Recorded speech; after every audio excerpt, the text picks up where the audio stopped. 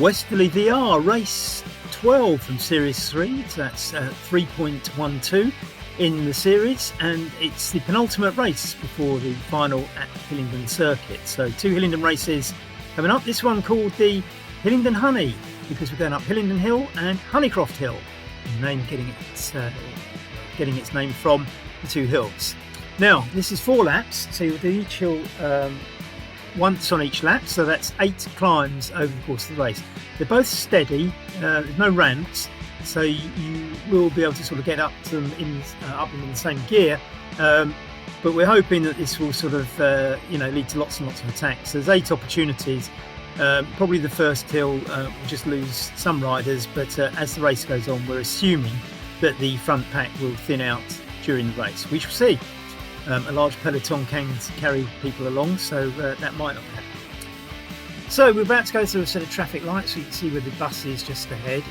As we go through those traffic lights, we will start the ascent of Hillington Hill, and you'll see as we go up it that it's reasonably steady.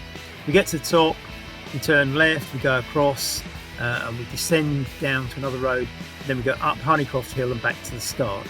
I say 4 times, so watch carefully. Lights are about to change, and we shall be going now. So you can see just ahead, probably where the I'm just thinking where the hill sort of begins to start. It's see where that bus is on the other side of the road. That's probably just about where the hill starts to go up. So here we are, we're just starting the ascent now. It'll become apparent that you're going up a hill from the views any second now as we go into the trees in the centre of the dual carriageway.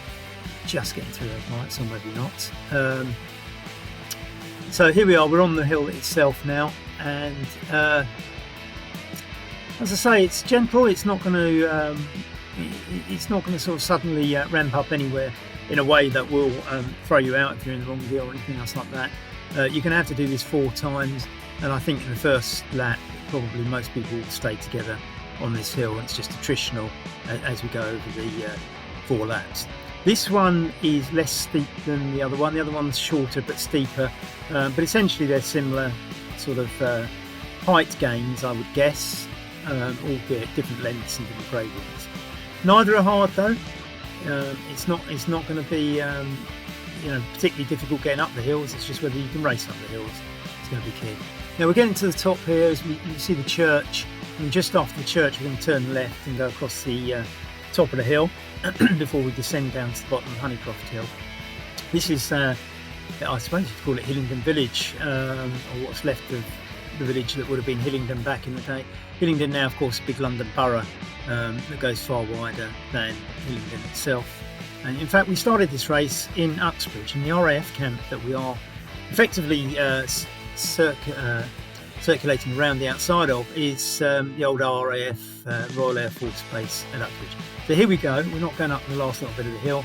We go across here, which is going to be dead flat as we go along the crest of the hill. The RAF camp would have been just to our left there, and in fact it's where the RAF coordinated the whole of the Battle of Britain in 1940 during World War II. There's bunkers in there where that RAF command controlled all the fighter squadrons to go up and intercept the German bombing raids that were coming over nightly across London in those days. So right on the edge of London here, this race, unlike a lot of our others, doesn't actually leave Greater London, so the whole of this race actually takes place within the boundaries of Greater London, albeit right on the periphery around Uxbridge and Hillington. So very, very gentle descent here, but we're going to get a big descent down to the bottom of Honeycroft Hill in a minute. It's I say we're essentially going across the crest at the top of the hill here, and as you can see, a nice sunny day.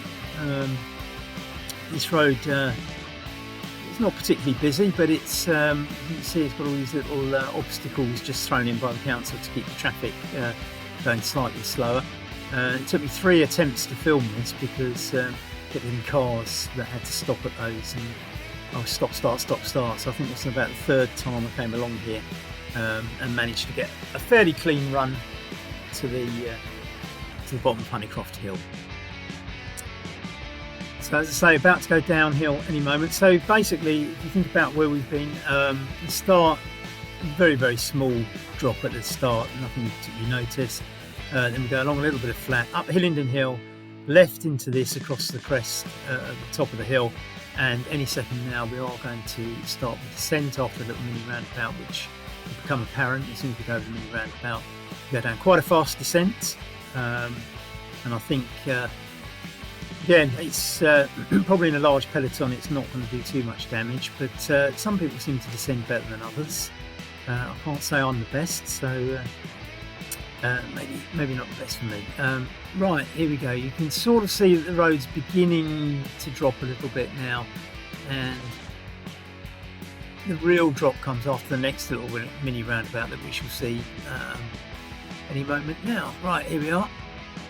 So go over this one, and that's where the drop really starts. Now, as I say, this is quite fast. You can see the gradient, you can see the road dropping away in front of us. So when you do get to the bottom of this, there's a left at the bottom, and almost straight away we'll be going up Honeycroft Hill.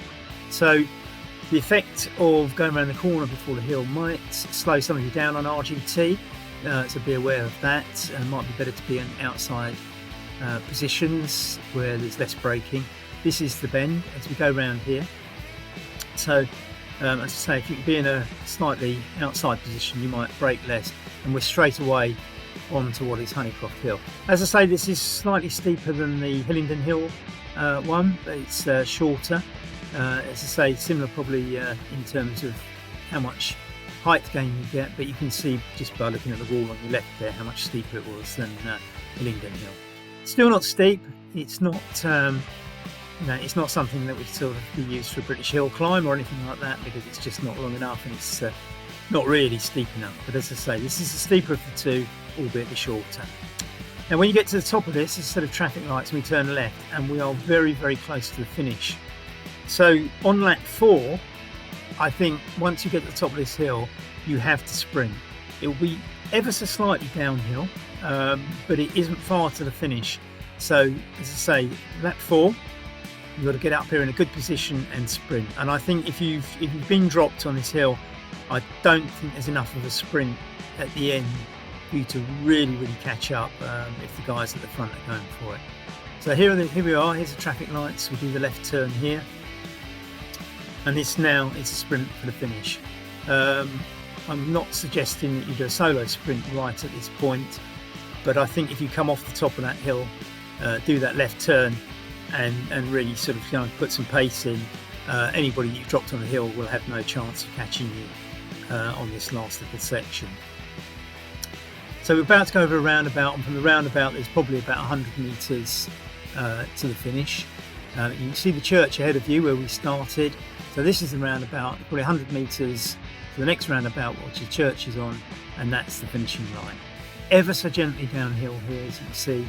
As I say, when we hit the church, not literally I hope, that is the finish. So you can see right about now. See you on the start line. Bye.